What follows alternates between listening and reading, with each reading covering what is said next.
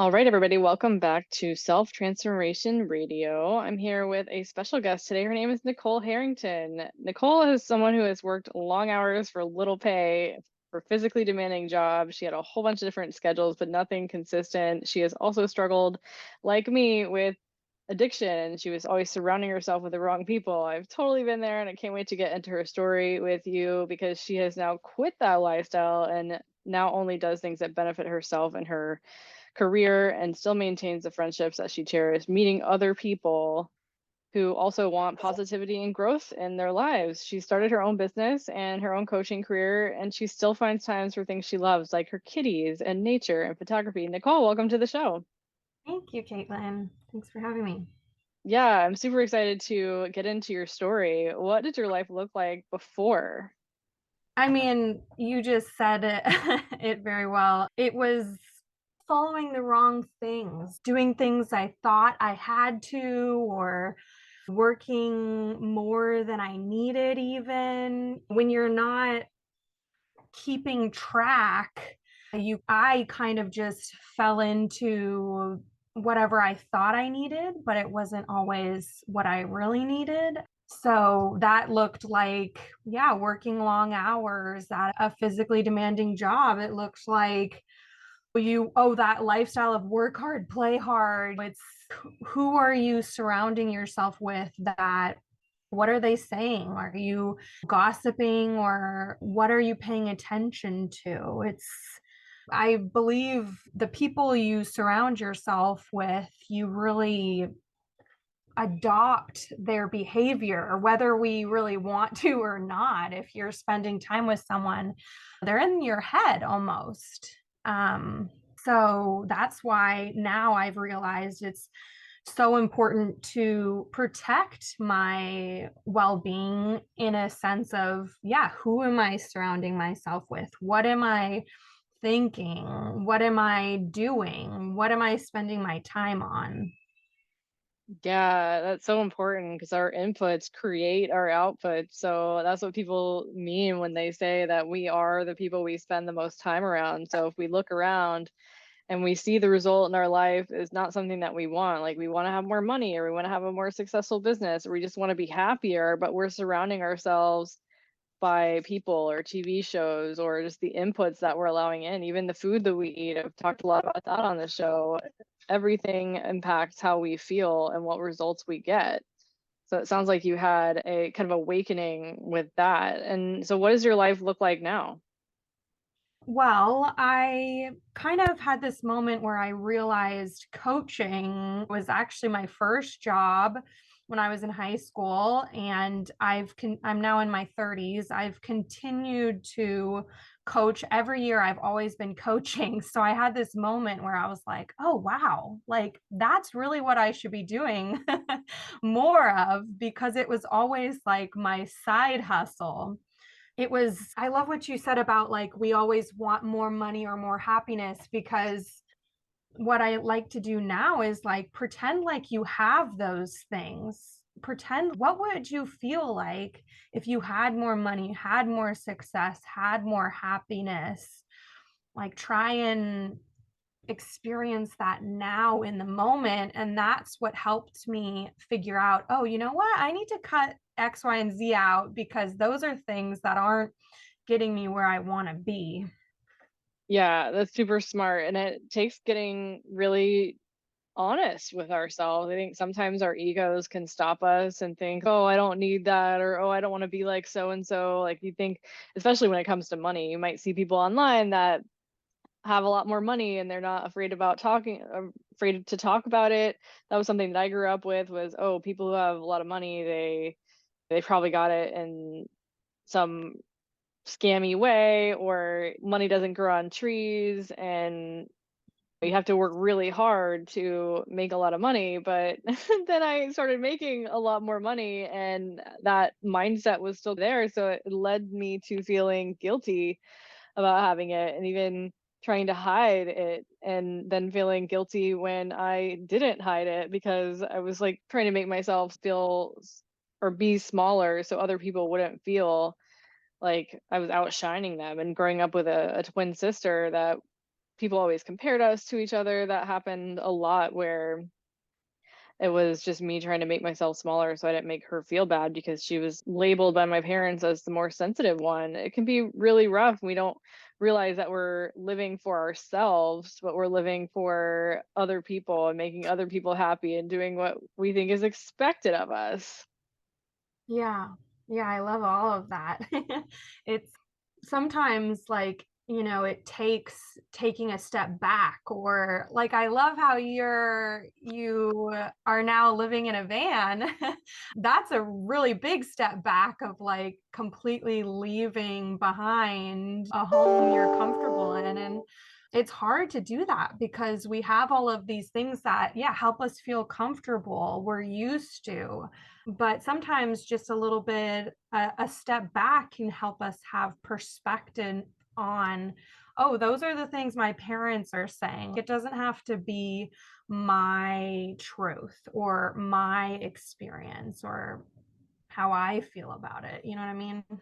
Yeah, exactly. We think we want certain things and then we get them and then we're like, nope, that's not what I wanted. I mean, I built a big house and I did the whole success outward symbolism thing, I guess. And then I was like, this is just consuming me. I had to hire an assistant to help me manage everything in the house. It's like a full-time job just to manage a large home by yourself. So I was like, this is not what I want. So I turned it into an Airbnb and I bought a fancy van and I downsized my life so it's so much more manageable and I don't feel like I'm bogged down with even helping my assistant manage the house because I was living in the house and she was there 8 to 2 4 days a week and I felt like between 8 and 2 we're managing the house together and I felt like I could not do or create what I really wanted to create and I started to feel like I was a hostage, not by my assistant, but by the house itself. And I was like, this is not the life I want. I can't imagine sitting here for the next 5 to 10 years creating anything when what I'm creating something so that I can afford to live in this house comfortably. So I turned the house into a rental to start making money for me. And now I don't have to work at all. But I finding in creating that space, I can create better than I could when I was under the gun and having to make money. And I understand that it's not a situation that everybody has, but I got creative. I didn't feel like, and there was some feeling of, man, what will people think if I don't live in this house anymore that I worked so hard to design and it's kind of part of who I am, right? But that's just your ego. Your ego is what like crops up and starts talking to us about what we should be doing and what people will think and none of that really matters. And so when we have that awareness, which is like always this first step of transformation is just becoming aware of why we're doing what we're doing, then that's when we can take some steps in a different direction and create something new. The next question I have for you is your own growth in your business. What's something that you do every day that helps you grow and in effect helps your business grow?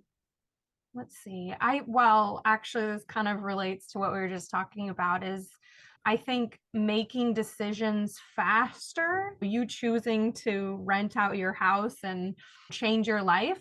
It's a big decision, but if we can make decisions faster, then we're gonna get there faster. So that's actually a big thing I like to coach on is and do in my own life. I'm constantly, even if it's just like something silly like buying a pot on Amazon or like picking out a dress for a party, or if we can do things, make decisions faster, then we're going to free up a lot of time in our life. So that's something I definitely do in my business. And for me, it's been about picking a few things that are a part of my core values. So if I can connect my actions with my core values and just be consistent with just a few things, that's what's really been helping me with my business. Yeah, it sounds as relates to making decisions faster that you're not overthinking things. You're not letting any of the past hold you back from just executing. And I think we wrap up a lot of our self-worth and a lot of doubt comes out of that, and it causes us to be really slow in making decisions because we're afraid of what might happen and don't realize that it's not the end of the world if it doesn't turn out the way you thought. You can just pivot or edit or create a new iteration, and we let that slow us down a lot. Yeah, and it's likely that you've probably started surrounding yourself with a lot more people in your inner circle that have a same growth mindset as you, and that helps you deal with any kind of negativity that might pop up in your life. How are you able to do that? How are you able to put yourself in a new situation or around new people? Around new people, is that what you said? Yeah, yeah, new people that have a similar growth mindset to you. Well, I really keep the people in my life, like my two closest friends are also entrepreneurs. That is very helpful to have people who you can trust and tell your ideas to without judgment. But talking about new people, it is more difficult if random people I'm talking to because everyone has an opinion, especially if you tell them something personal, which I shy away from, but I think if I am strong with my core values, then no matter what people say to me, I am not going to waver because I know who I am and what I believe and how I want to proceed. But I can only take so much. So I do tend to introvert, meditate, spend time with myself if I'm proceeding a social event or you know what I mean? Like kind of the balance of making sure I'm still strong and where I want to be going, but also getting advice from other people is also valuable. Yeah, for sure. Let's talk about that. Are there any particular coaching programs that you're a part of that you've gotten a lot out of? Yeah, I my coach Nick Santanastasso, if you don't know him, look him up. He's no legs in one arm. He's incredible keynote speaker to all the biggest events. So I have his call every Monday, which is super helpful. And it's also community of people who are like-minded. And actually, I've been really enjoying your videos also. I love how on your YouTube videos, you're just like talking about yourself, and it's been really inspiring to watch those too. Thank you. Yeah, people tell me that it sounds like I'm just hanging out with them, talking to them in their living room. Yeah, I just looked up Nick Santanis. I'm gonna butcher his name, Santanistasso. I have Yeah. never heard of him. Yeah. He already, you could just tell he'll be inspiring. He has one arm, y'all, and no legs, and he was born that way. And he's like out there crushing it. Yeah. So like what's our excuse when we get those in those funks where we're like, I can't do it? Well, of course you can't if you're gonna keep telling yourself that way. Your brain listens to you. Yes. Yeah. I think also, like, if I'm saying, like, oh, everything's going wrong, nothing's going my way, it's like, what are we saying to ourselves? Like, when I hear those words, never or everything, like I definitely catch myself and it's, oh, is everything going wrong today? Or can I find examples for myself so that I can turn it around? Yeah, yeah, and so many of us are living our dream lives now, at least our dream lives from 10 years ago. Me 10 years ago could not have fathomed the lifestyle I have now. And when I find myself in those funky messes where I'm just maybe I have been overworking, which used to be a huge pattern for me and I still find myself doing from time to time. And I find myself like just really exhausted and angry. And I ask myself, like, why am I angry? Oh, because I'm not taking any time for myself to do something that's not work related, just like I used to do. So those old patterns can creep back in and then we find ourselves back where we started. And I think that's why it's so important to recognize those patterns and to get honest with ourselves about how we're actually feeling. So I had that happen very recently, and I opened up the notes app on my Mac and I just said, what am I feeling? What am I thinking? What am I doing? What actions am I taking? And then what do I actually need? And I found out that I was feeling a lot of catabolic energy, the kind of energy that will drain you, exhaust you, make you feel frustrated and uninspired. And I was thinking things like, I don't want to, I don't feel like it, or thinking the worst is going to happen, like I'm going to meet with my team and there's not going to be much progress again, just really down in the dumps kind of thinking. And of course my actions were, I'm just forcing myself to work, I'm ignoring my friends text messages, I'm not taking the walk that I have been wanting to take, and what I actually need is time to myself. I need less peopling. I need to relax, read, and recharge and not get so attached to accomplishment, right? We need to maybe breathe and eat some food and just relax and let ourselves regain the energy, because not everybody can just create and put new things out into the world without regenerating. I think there's different energy types. I don't know if you've done any work and research in the human design concept. It's a theory where it talks about a lot of people can be manifesting generators and then generators and then there's projectors. Well, I'm a projector, and that basically means that I'm a non-energy type, that I don't get energy from creating. I have to get my energy elsewhere. And sometimes I forget that because I was trained to be a generator. Yeah, that's good that you've been able to find that out about yourself. I think you just gave a lot of good examples of how you can refill your cup per se, right? Yeah. And I think I just did a video about how we're all different. So a lot of times I used to like be watching everybody's videos and everybody has like different advice, their own examples, but I think we're all different. Finding that for myself and figuring it out. And it's really trial and error because you can't, like, you have to try something and try it again, try it again, try it again until you can be like, okay, that's not working. Let me try something else.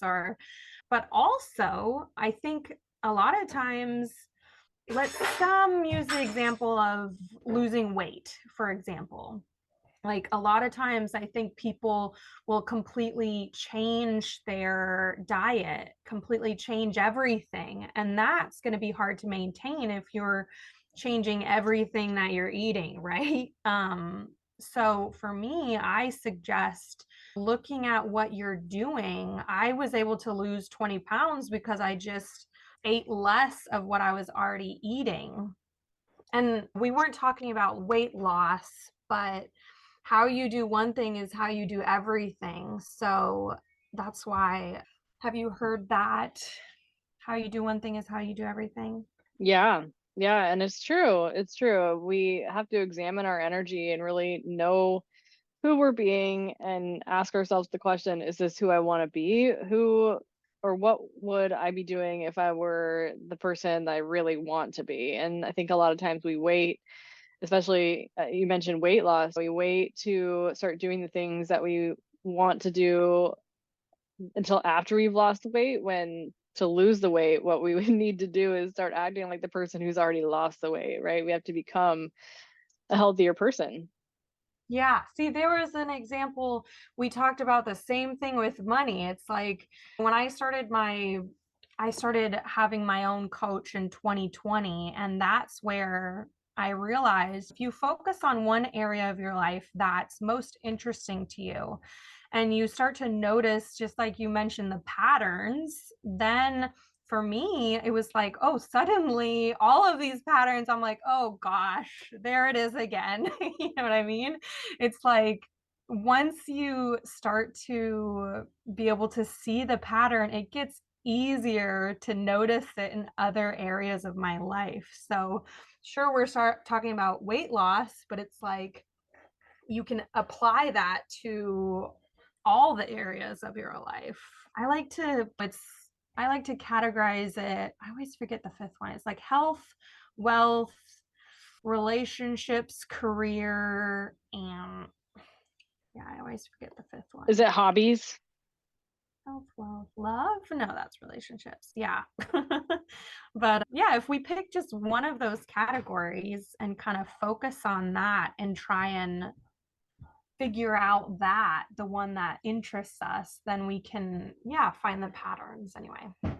Yeah, that's absolutely true. And you talked about core values and knowing what those are. And I always give advice on, I guess I call it your essence more so than the values, but I have people go through a long list of values and it's probably like 5 pages long and they choose anywhere between 3 and 5 words. They just narrow it down. So you go through and you circle all the different ones that speak to you, and then you go through the ones that you circle, then you narrow that down until you end up with 3 to 5 words that make up your what you're about, right? And a lot of times we don't realize that we have inherited other people's values and we've been trying to build our lives around what's important to other people instead of what's important to us. So it's a question that's super important to ask when we are essentially coaching ourselves and working on shifting away from some of the behaviors that are not getting us the results that we want. Yeah, that's good. Yeah, because like I mentioned, what I do with my business is if you can just pick a few things that are important to you and be consistent, that's really where I've seen change, I guess. Yeah, it is about consistency. Absolutely. Awesome. Well, where can people find you, Nicole? I prefer Instagram, Nicole Coaching G, all one word. Awesome. We're going to put that down in the show notes. Any final advice? Maybe if somebody's dealing with a lot of fear, maybe some advice on what would help them get past that fear and make progress anyway. I love that. Yes, I wanted to bring up fear actually. Oh, So good.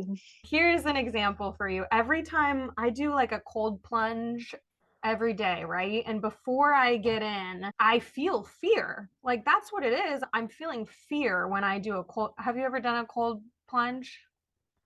No, I haven't.